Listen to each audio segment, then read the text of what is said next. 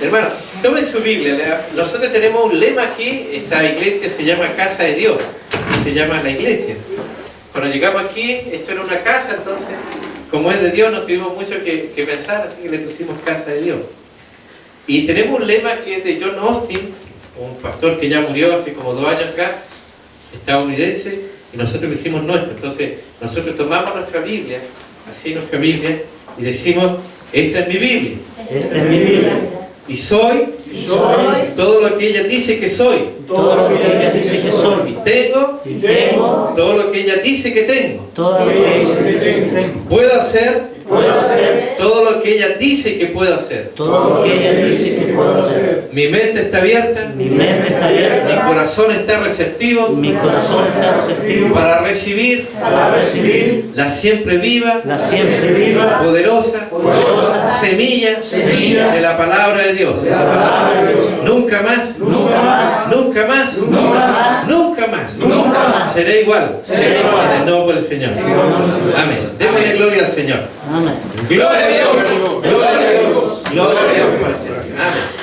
Vamos a ver este tema entonces que se llama comunicando el mensaje. Así se llama este tema, comunicando el mensaje. Y dentro de los objetivos que tenemos en este tema está al concluir este capítulo, nosotros vamos a ser capaces de escribir el versículo clave de memoria. Una sola pregunta. Al final en la hojita van a encontrar ahí, ya la memoria después ya como que empieza a clamar por gamalate, no sé cuál es que le dan a los viejitos ya cuando pierden la memoria.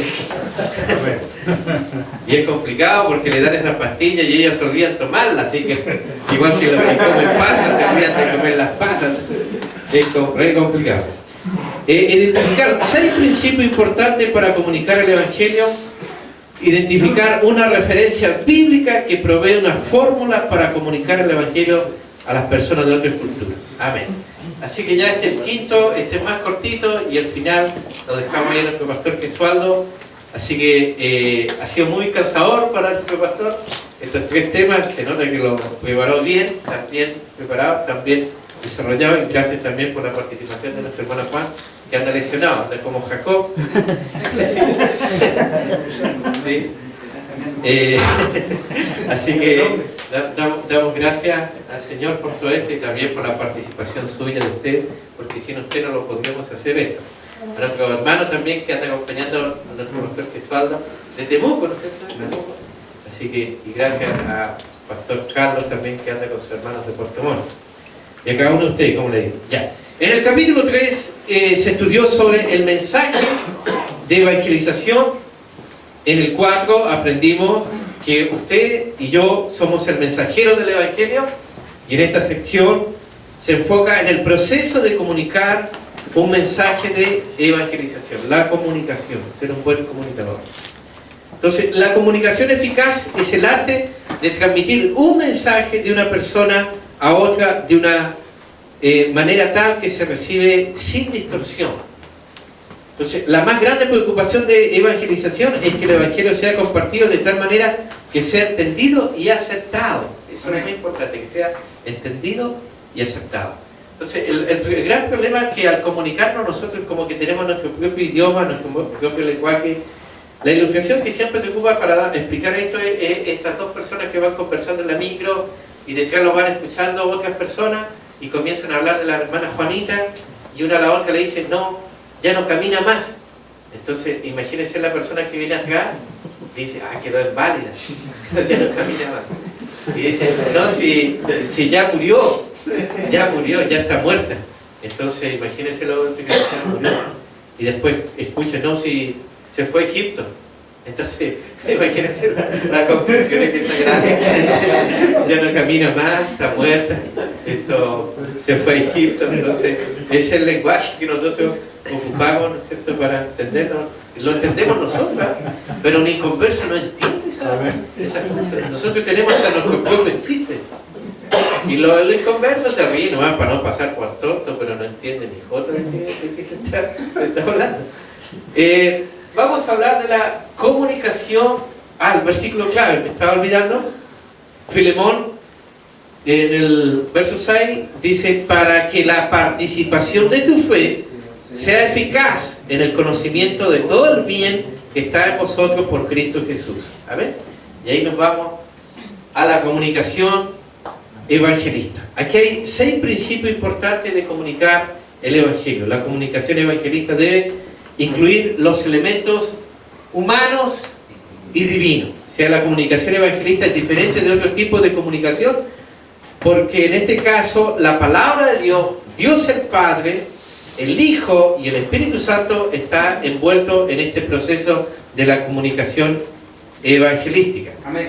Entonces, compartir el evangelio simplemente no es hablar o charlar con otros, no es eso. Es comunicación divina habilitada por recursos espirituales poderosos que están operando en nosotros para convencer y para declarar culpable a los destinatarios del mensaje, porque eso es muy importante. Es decir, un argentino una vez, él dice que él recibió una palabra de Dios para evangelizar Chile. Él empezó en un auto desde Arica, era la idea, llegar hasta Punta Arenas, y él iba tirando panfletos, y él dice, según él, que evangelizó Chile, pero no le habló a nadie. Entonces, esa no es la manera. Y lo otro es que cuando le hablamos a alguien, evangelísticamente tenemos que hablarle del pecado. Tenemos que hablarle de eso. ¿Para qué? Porque si no le hablamos del pecado, el Espíritu Santo no lo va a convencer de pecado. Eso es muy importante. Por eso hablamos de que se sienta culpable la persona, reconozca que necesita de Dios. Entonces, por ejemplo, en delante cuando nosotros empezamos aquí, usted sabe, esta zona por aquí andan todos los que andan medio loquitos el fin de semana y andaban rezagados, yo los conozco a él. Bueno, fuimos viejos amigos, todo esto, y él andaba ahí, él todavía sigue en el mundo perdido, y cuando entró andaba todo mojado y andaba loquito, todo este quedó rezagado del día anterior. Y apenas entró, yo le dije, veniste para que oremos por ti. Entonces, es una manera también como, bueno, da el paso, vuelve atrás. Entonces, no, digo, yo no vine para que oren por mí, pero no importa, yo le dije, venimos, oramos por ti nomás. No, dijo, más rato vengo. Entonces cuando vuelva vamos a orar por ti. No. Entonces rápidamente como que la persona reacciona de una manera o de otra. El otro día venía hacia la iglesia, igual me salieron dos a pedir moneda. Yo lo ubiqué ya de lejos, ya lo ubicaba. Entonces trató de como decirme que él era malo. Dijo, yo voy a Puerto Vara y me dijo así, yo como boteo a cualquiera, ¿no? Así como antes de que me pida una moneda, es como para tratar de echarme bien. Entonces yo le empecé a hablar de las cosas del Señor, pero rápidamente cambió la conversación, rápidamente. Entonces rápidamente él quería irse, quería terminar la conversación, no quería que sigamos hablando. Aquí en la plaza, igual un día estaban dos botados ahí, yo me bajé en un colectivo allá en la esquina y me empezó a gritar de allá, ¡ay! Y fuerte, y al otro lado de la calle, todavía no esperaba que yo ya me baje el colectivo, ya estaba apurado gritando. Entonces yo le empecé a hablar también a él fuerte, pero de las cosas de Dios. Entonces me decía, pero habla más despacio. La gente después fumado, después que estaba gritando, que hable despacio, que la gente podía hablar, que iban a decir. Entonces me imagino, preocupado por eso. Entonces, uno tiene que entender esto, que cuando se carga, por ejemplo, un arma de fuego con balas de salva, y si uno hace otra con balas de verdad, la explosión y el golpe van a ser exactamente iguales, pero hay una diferencia en usar balas de verdad y usar balas de salva. Y no es el ruido, porque las dos emiten ruido. Lo que pasa verdaderamente es que las balas de salva no dan el blanco, nunca llegan a él, pero suenan parecido a las balas de verdad. En cambio, la bala de verdad sí da en el blanco, es efectiva. Entonces nosotros tenemos que entender que a nosotros no nos debería interesar tanto el ruido que vamos a emitir. Entonces no buscamos la emoción, no buscamos el despliegue espectacular del Evangelio. O sea, cuando hablamos de fuego, nosotros pudimos hablar de fuegos artificiales. Y esos son bonitos, son espectaculares, pero ¿cuánto duran? duran un ratito. Entonces no tenemos que buscar por ese lado. Entonces, nosotros tenemos que entender que queremos ver algo verdadero en el centro del blanco. Cuando las multitudes se reúnen, ahí hay que disparar una ráfaga del fuego del Espíritu Santo, ¿no es cierto? Y ahí vamos a ver los resultados. Porque ahí las multitudes nacen de nuevo, las vidas son cambiadas, la iglesia se comienzan a llenar, el infierno empieza a ser saqueado y se empieza a poblar el cielo. ¿Cuánto dicen gloria a Dios? Porque eso es lo que tenemos que buscar. Entonces, el gran evangelista Bernard Munki, el que está llevando este tremendo avivamiento en África, él dice que evangelio que no se predica es evangelio muerto. Entonces diga conmigo, para que no se lo olvide, evangelio que no se predica es evangelio muerto. El evangelio hay que predicarlo. Amén. Entonces Dios nos envía su fuego solamente para que tengamos experiencia bonita, emotiva, porque algunos se gozan de que Dios la habló, que todo el sueño, que tuvo la visión, pero no es solamente para eso, sino para que tenga un efecto en las vidas, en las personas. Entonces no queremos solamente tener reuniones bulliciosas, ser felices, batir las manos, saltar, porque eso no satisface los designios de Dios. El Espíritu Santo obra con propósitos eternos. Y esos propósitos tenemos que conocerlos. Ahora, esta palabra es bien usada en estos últimos tiempos, pero hay personas que la usan sin conocimiento y dicen, Dios tiene grandes propósitos contigo. Pero si uno le va y le pregunta, ¿y qué propósito? Bueno, no sé, pero tiene propósito. La idea es entender qué propósito tiene. Entonces, pensemos por ejemplo en estos trenes que pasan por aquí, están pasando últimamente estos trenes de vapor. Y usted no sé si recordará esto antiguo, donde había un fogonero que empezaba a atizar el fuego, ¿no es cierto? Y a conseguir una carga de vapor tremenda. Y ahí la carga de vapor sube mientras más se atiza el fuego. Y allí el conductor puede hacer dos cosas. Una, tirar la palanca del silbato y provocar un tremendo ruido. O segundo, ¿no es cierto? Hacer andar más fuerte la máquina. Si tira el silbato se va a ir muy lejos, ¿no es cierto? Va a llegar muy lejos. Pero si va esa presión de vapor dirigida hacia los pistones, el vapor hará girar fuertemente las ruedas. Y va a girar con mucho menos ruido, sin atraer la atención, pero el tren va a andar y va a andar y va a llegar a todo lugar. Entonces siempre tenemos que pensar, ¿qué es lo que queremos? Si queremos ruido, ¿no es cierto? Queremos andar. Damos gracias a Dios por el silbato de la iglesia, por el ruido que emite. Es importante. Pero si lo único por lo cual trabajáramos fuera por el ruido, entonces en el caso de un tren no valdría la pena estar atizando tanto el fuego. Entonces el fuego del Espíritu Santo es el que trae poder. Entonces dejemos de lado un poco el ruido, ¿no es cierto? Y usemos el poder para ponerlo en acción. Y eso fue lo que entendió Bernard Munki, él y su congregación. Y se lanzaron ahí a esas mega campañas, ahí en África. Las multitudes son tan enormes que unas 70.000 personas convertidas en una noche es como una campaña chica. Y todas atentas, porque es lo que más llama la atención cuando uno los ve en video, en fotografía, es que por ahí no se ve baño, no se ve pasillo, no se ve gente caminando, tan multitudes, se pierde el horizonte de la cantidad de personas. Entonces mucha resucitación de muertos, mucho, de todo lo milagroso. Entonces él habla y dice, ¿qué es lo que ve usted en la iglesia? O como iglesia, ¿qué es lo que ve? ¿Ve victoria o ve fracaso? Y él habla que hoy día hay más bautizados en el Espíritu Santo que nunca antes en la historia. Y que hay más avivamiento y crecimiento que nunca antes lo hubo en la historia. Entonces, ¿qué estamos viendo? ¿En qué evangelio estamos predicando? Entonces, el propósito del Pentecostés ya lo vimos, pero recibiréis poder. El propósito del fuego de Dios es hacer que las ruedas de cada iglesia comiencen a girar, comiencen a moverse, comiencen a avanzar, a fin de llevar la palabra de Dios a todo el mundo. Porque Jesús lo dijo, ir por todo el mundo. No dijo cuántos quieren ir, levanten la mano. No preguntó a cuántos les gustaría ir, sino que Él ordena ir por todo el mundo y predicar el Evangelio a toda criatura. Y en el libro de los Hechos, ellos recibieron ese mensaje, pero todos no comenzaron a predicar a toda criatura.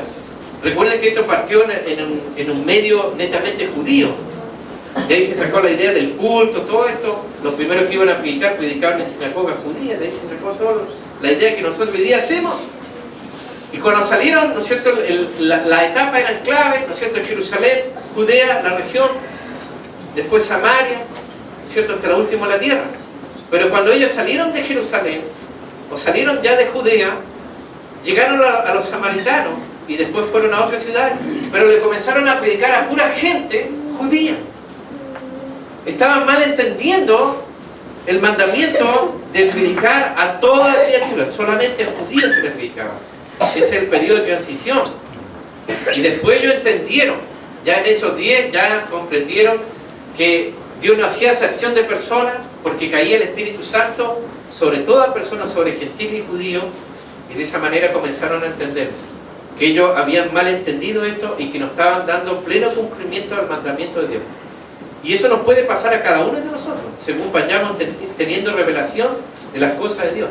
Porque quizás nosotros le predicamos a los que nosotros creemos, o que nos gustan, o que nos caen bien. Pero al que no le predicamos, o lo obviamos, o lo hacemos los tontos. Entonces la iglesia es una iglesia que va. No es una iglesia que se queda sentada. Es una iglesia que mira hacia afuera.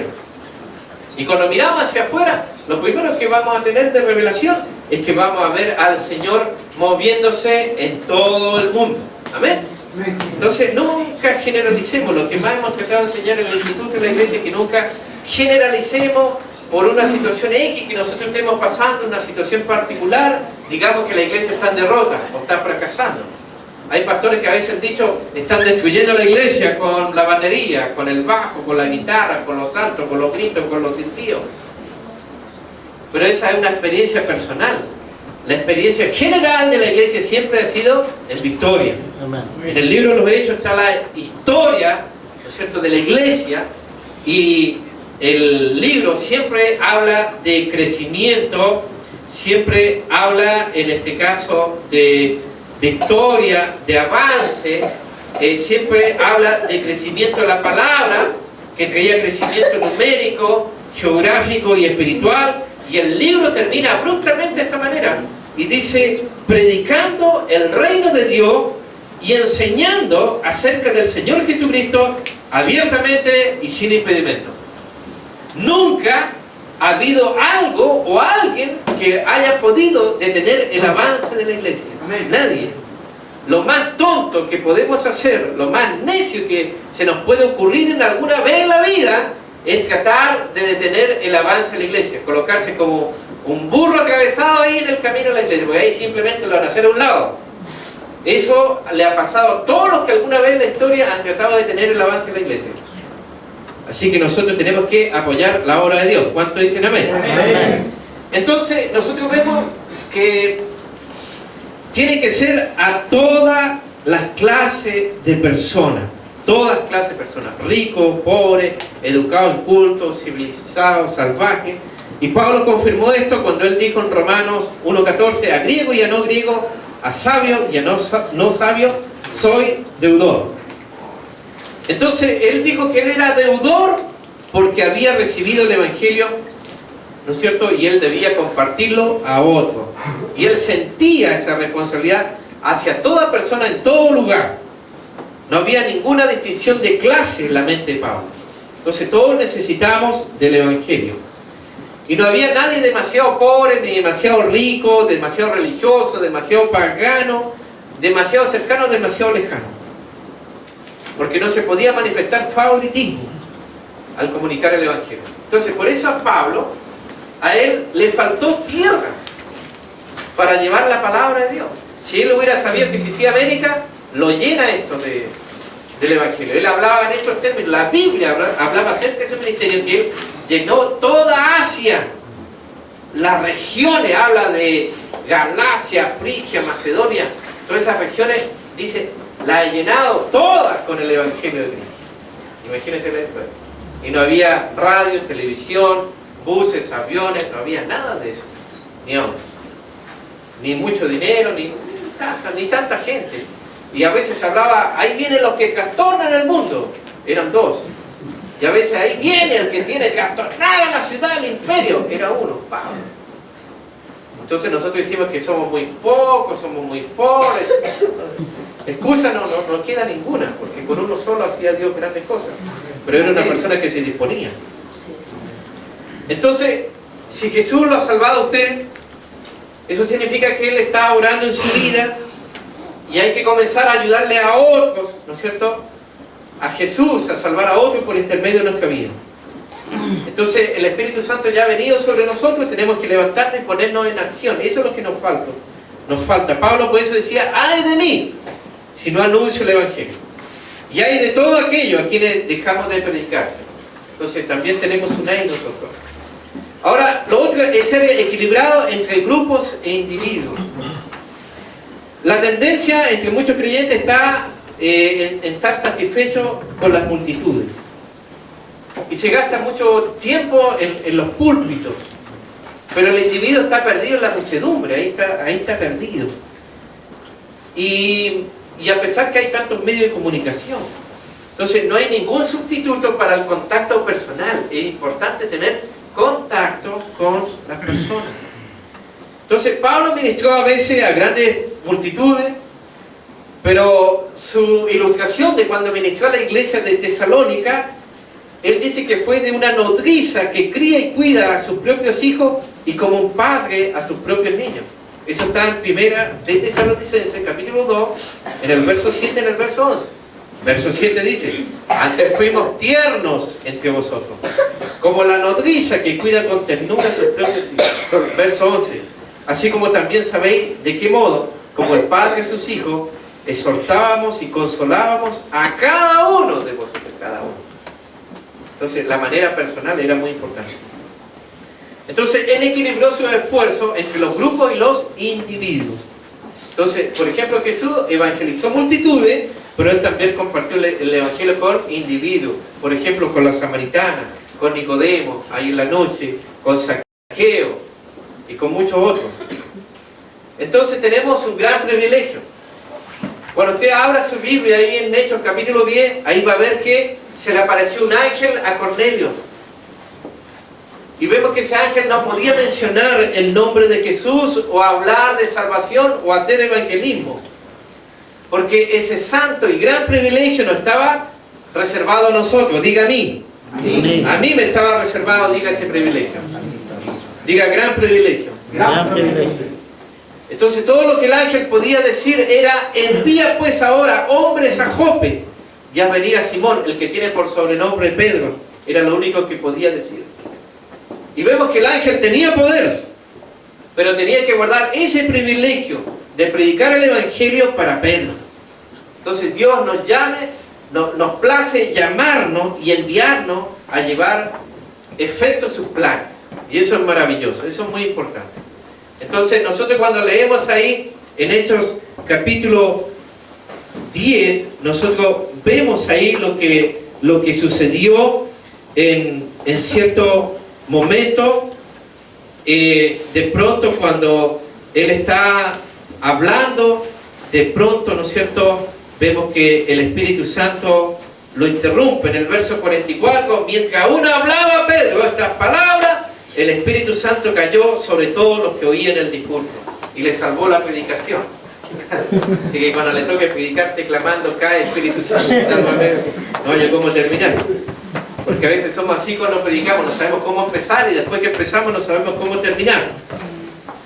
Entonces, siempre ha sido de la misma forma. Dios usó a los 4 evangelistas, ¿no es cierto?, Mateo, Marcos, Lucas y Juan, para contarnos la historia del Evangelio, es decir, usó personas, y ese mismo esquema se usó, ¿no es cierto?, con los que cargaron el arca del pacto, lo mismo. Entonces, los portadores del Evangelio van a cambiar de generación en generación, pero el mensaje no cambia. Entonces hoy día está nuestra hora de llevar el mensaje del Evangelio a todos los confines del mundo, porque Dios nos está llamando, y no solamente nos está llamando, sino que nos está capacitando. Entonces, esta es la gran comisión para nosotros, y esta empresa, ya lo vimos, que requiere apuro, que le coloquemos prisa, que le coloquemos urgencia, que lo hagamos ahora ya. Ahora, una de las cosas bien importantes es pensar cuán grande es el infierno. Por ejemplo, las Escrituras hablan de que muchos van camino a la destrucción eterna. Como dice, muchos, ¿cierto? Van camino a la perdición. Y esas son las personas. ¿Cuántos? Muchos. Esas son las personas que tenemos que interceptar con el Evangelio verdadero. Amén. Diga, esas personas son las que yo tengo que interceptar con el Evangelio verdadero. Entonces Dios ya ha hecho provisión para traer muchos hijos a la gloria. Y nosotros tenemos que entender que la misión que nosotros estamos involucrados es una misión que va a tener un final feliz. Y no sé cuántos se ponen felices por esto. Apocalipsis 7:9 dice el apóstol Juan, después de esto miré, y aquí una gran multitud, la cual nadie podía contar, de todas naciones, tribus, pueblos y lenguas. Y ahí tienen que estar los yanquis buenos. ¿Dónde están los yanquis buenos? Que digan amén, gloria a Dios. Ahí tienen que estar los puertomontinos, los temucanos, los colombianos, eso de Barranquilla. Ahí tienen que estar. Entonces Él nos ha incluido, nuestro Señor, a que vayamos a todo el mundo y a ser discípulos a todas las naciones. Entonces no existe otro plan. Diga, no hay otro plan. Pero Dios es perfecto. Amén. Entonces hoy día Bernard Bunke dice que hay más personas salvadas, sanadas y bautizadas en el Espíritu Santo que toda la historia de la humanidad. Y dice que el ritmo cada vez mayor. Ahora, ¿cómo es el ritmo que usted lleva? Dice, está floja la cosa, está por ahí nomás. Los cultos por ahí nomás. Y nosotros tenemos que entender que Cristo, ¿cuándo viene? Viene pronto, diga, viene pronto. Por eso el ritmo está acelerado, hermano. Entonces no nos enfrascamos en una guerra que desconozcamos el final, porque esta batalla ya la ganó nuestro Señor, ahí en la cruz del Calvario. Amén. Entonces nosotros peleamos desde la victoria. Amén. Por eso Él dijo, rogad pues al Señor de la mies que envíe obreros a su mies. Y luego añadió, id, vayan. Este es el mandato. Entonces, el avivamiento no es dado por Dios, pero hasta que no nos salgamos del camino de la desobediencia y nos centremos en nuestro objetivo principal, que es el evangelismo, no vamos a conocer avivamiento de verdad. Amén. Entonces es importante que cada iglesia trabaje para volver el mundo hacia Dios. Entonces, si nos hacemos la pregunta que estamos esperando, lo único que tenemos que hacer es salir al mundo a rescatar a los perdidos. Amén. Así como la tortuga, sacar la cabeza del caparazón y rescatar las almas perdidas. Amén. Amén. Entonces nosotros también tenemos que ser comprendidos dentro del contexto cultural. Entonces, las culturas diferentes tienen maneras diferentes de hacer las cosas. Hay muchas culturas.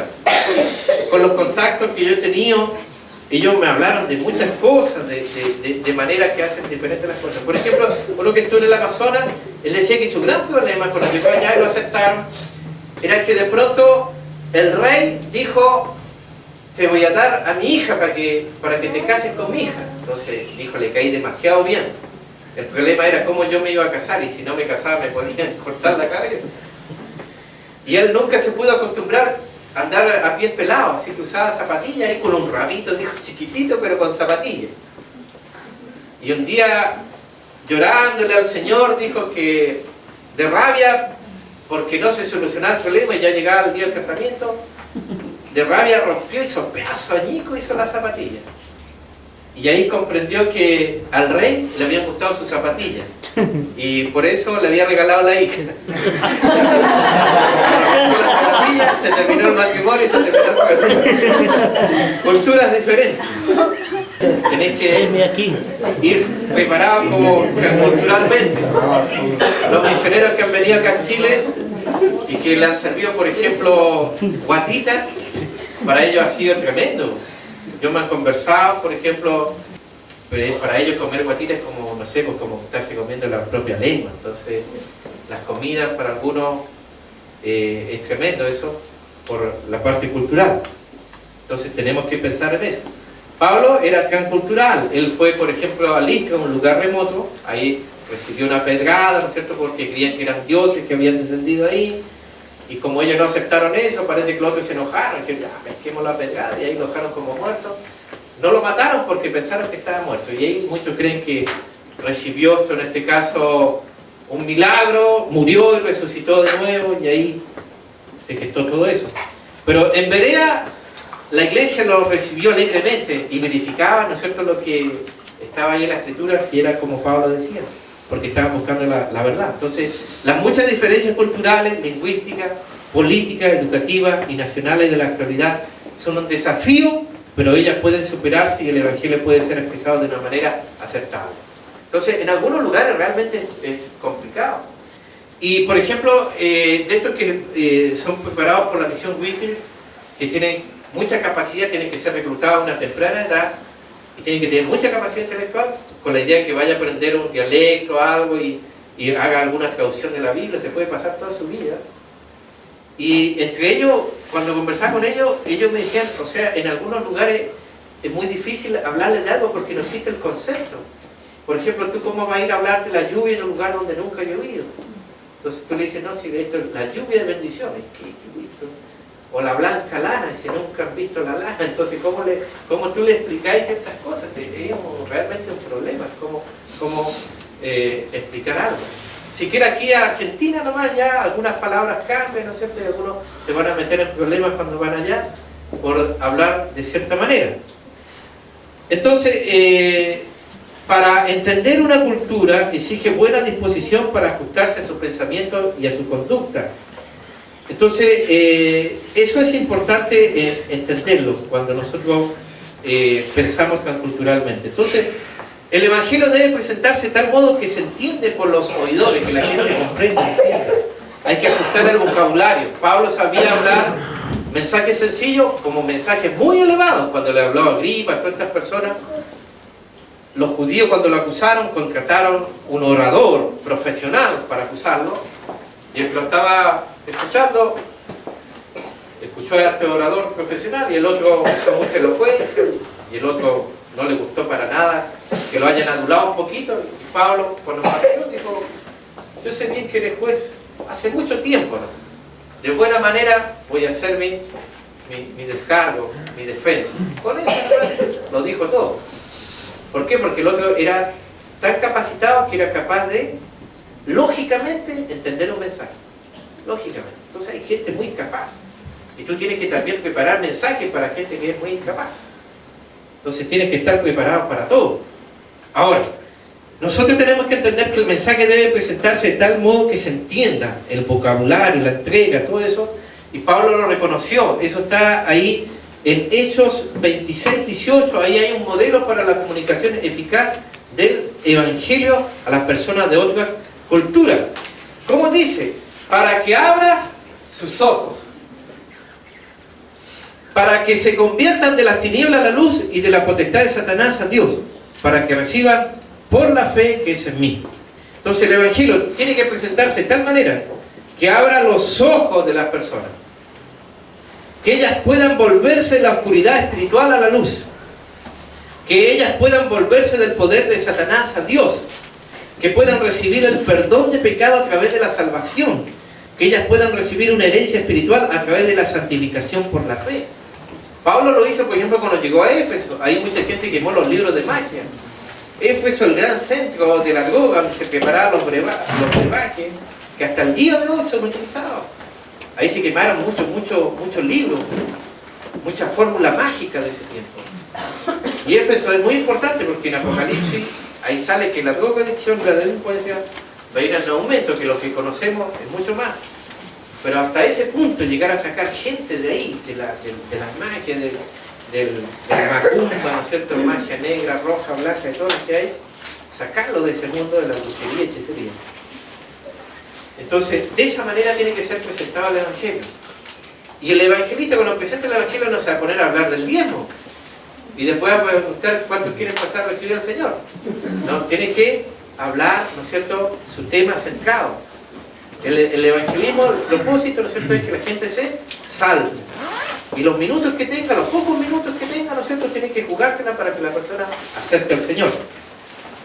Ahora, la cultura en una persona se cría, en la cual se cría, se determina en 5 áreas. Su idioma, cómo ella expresa y recibe comunicación e idea, porque no, en todos lados no es lo mismo. Nosotros tenemos muchas palabras que cuando vienen las personas, por ejemplo, los americanos, especialmente los misioneros, ellos pasan a estudiar a Costa Rica, pasan a estudiar nuestro idioma. Entonces el misionero que viene a Chile, pasa a estudiar ahí nuestro idioma, lo aprende y llega a Chile y no entiende nada. Dice al tiro, claro, al tiro busca el diccionario, no aparece al tiro por ningún lado.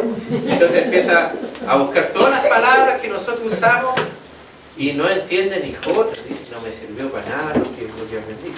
Y es por los chilenismos. Tenemos muchos chilenismos, nómbrame algunos. Nada que ver. ¿Cómo? Nada que ver. O dice po, ya po. O acá usamos mucho fue, se alargó mucho. Entonces, eso como visión, como ella ve y entiende el mundo, no todos lo entienden de la misma manera. Las creencias, la religión, creencias en lo sobrenatural, las maneras de pensar, los procesos de pensamiento. ¿Se acuerdan que cuando Pablo llegó a un lado, ¿no es cierto?, habían a veces muchos brujos que engañaban a la gente y hacían lo que querían porque era el gran poder de Dios, ¿entiendes? Entonces la gente empezaba mucho en eso. Los valores, el valor, el mérito, la importancia que se asigna a las cosas, no en todos lugares es igual. Por ejemplo, en la Inglaterra más tradicional, ahí los cuellos son hasta acá arriba, o sea, victorianos le llaman, y en partes de África, la modestia es andar la mujer con el torso al aire, con los pechos al aire. Entonces, la diferencia. Entonces, si andáis tapadita, no hay modestia, no hay prudencia. Entonces, en todos lados no es lo mismo. Y la conducta, como ella actúa, cómo se comporta, la conducta aceptable socialmente y culturalmente. Entonces, hay cosas que nosotros también aceptamos y otras cosas que no aceptamos culturalmente. Entonces la idea es que abra sus ojos, ¿no es cierto? Entonces el idioma, el mensaje es efectivamente comunicada, comprendida y recibida. La cosmovisión, visión bíblica del mundo es comunicada, las creencias, mensaje de fe, evangelio del reino, cambia sus creencias. Entonces tiene que ser predicado esto para que ellos puedan convertirse y recibir al Señor. Entonces ahí tiene que haber cambio de valores, cambia el comportamiento cuando eso sucede. Ahora, también es importante ir a veces más allá de las palabras. Las palabras son básicas a la comunicación. Yo, por ejemplo, cuando estaba en Temuco haciendo un seminario, le conversaba esto a los jóvenes, que, por ejemplo, hay que tomar la atención a la gente. Y este es el caso de uno que fue al doctor y le dijo, doctor, sabe que yo tengo un grave problema, a mí parece que nadie toma en cuenta lo que digo. Y él le dijo, ¿qué le pasa? Él le había preguntado, ¿qué le pasa? Y él dijo, yo tengo ese problema, me parece que nadie me toma en cuenta. Y él le dijo, ¿qué le pasa? Entonces, tenía un grave problema porque nadie le toma en cuenta lo que él decía. Entonces, a veces las personas pasa eso, nosotros podemos estar tan preocupados por entregar el folleto, hablar del Señor, que nos comenta sus problemas, nosotros no lo hacemos ni caso. Entonces, nosotros vemos que la palabra es importante, a través de la palabra Dios se reveló. Pero nosotros tenemos que ir más allá de las palabras, sobre todo en culturas que están orientadas hacia la experiencia. Por ejemplo, misioneros, amigos con los cuales estudié, ellos me decían, en China es sumamente complicado. Y nadie me había enrolado de eso con un amigo que aprendió chino. Y la idea era llegar a San Francisco después de ir a China. Y ya los que venían decían que los chinos eran muy educados, muy trabajólicos. Trabajaban una cantidad de horas, que 16, 20 horas, no sé cuántas horas dormían, pero y sumamente educados. Entonces muchos de los misioneros que llegaban allá le regalaban una Biblia a un chino. ¿Y sabe qué pasó? Una semana ellos contaban que el chino volvía y le volvía a devolver la Biblia, le decía, ya la leí. Ya la leí. Y con todas esas que trabajaban, con todas esas horas, están trabajando y ya se la habían leído. Nosotros que tenemos una propia la leímos. Pero ellos son tan educados que si tú les dices, ¿te gustaría recibir al Señor? Ellos te decían amén. Pero es por educación. Entonces, ¿cómo tú? Ese era el problema misionero, me decían. ¿Cómo lo haces para que ellos no lo hagan por cortesía, por educación? La única manera era, me decían, que quedaran embriagados del Espíritu Santo. Que haya algo fuertísimo del Espíritu Santo. Y ahí ya no queda duda que ellos realmente aceptaron al Señor por convicción. Entonces, por eso el Señor explicó esto, que Él dijo, mientras usted vaya, ¿no es cierto? Mientras usted predique, sane al enfermo y expulse los demonios. Ejecute liberación.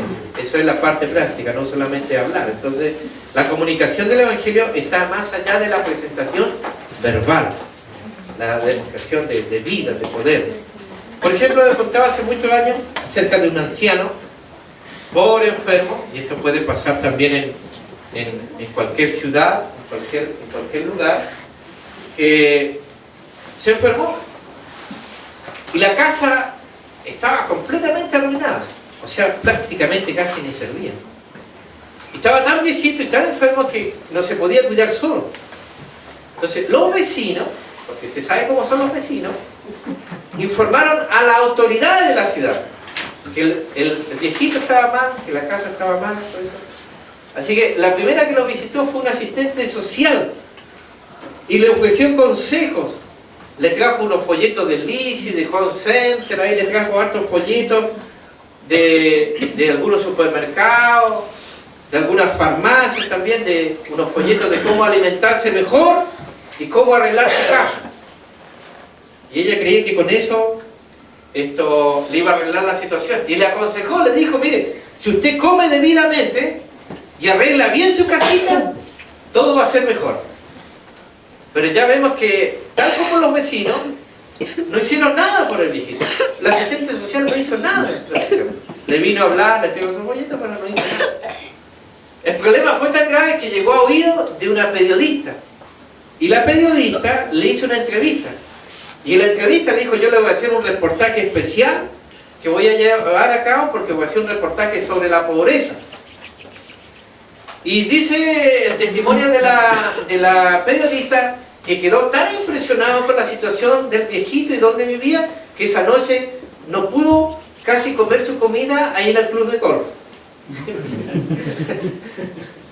Y luego esto llegó a oídos de un político que andaba en campaña electoral y él dijo que estaba de acuerdo con el viejito, que su situación era muy mala. Dijo, yo estoy comprometido, dijo también, a luchar por la pobreza. Y voy a luchar porque se hagan leyes que eliminen la pobreza. Pero tampoco hizo nada. Y al final, para hacer la historia corta y nos vayamos luego, llegó otro viejito, hermano, que no era ni asistente social, no era político ni periodista, pero que sí era rico en interés en las demás personas. Lo comenzó a visitar, conversaba, tomaba sus matecitos, jugaban ahí a las cartas, al dominó, no sé qué jugarían. Empezó a traer un poquito de leña para el fuego, unos poquitos de alimentos, hierbita, azúcar. Y cuando llegó la primavera prepararon una huertita y con el tiempo aquel anciano que estaba enfermo se sanó. Pero no se sanó a causa de los consejos del asistente social, ni por las promesas del político, ni por la compasión de la periodista, sino por el amor de otro anciano, tal como él. Entonces, no es el conocimiento, no es la simpatía o la ley que nos va a ayudar a otros, sino el amor que nosotros tenemos. Y ese es el amor práctico que nosotros tenemos que tener en nuestra vida.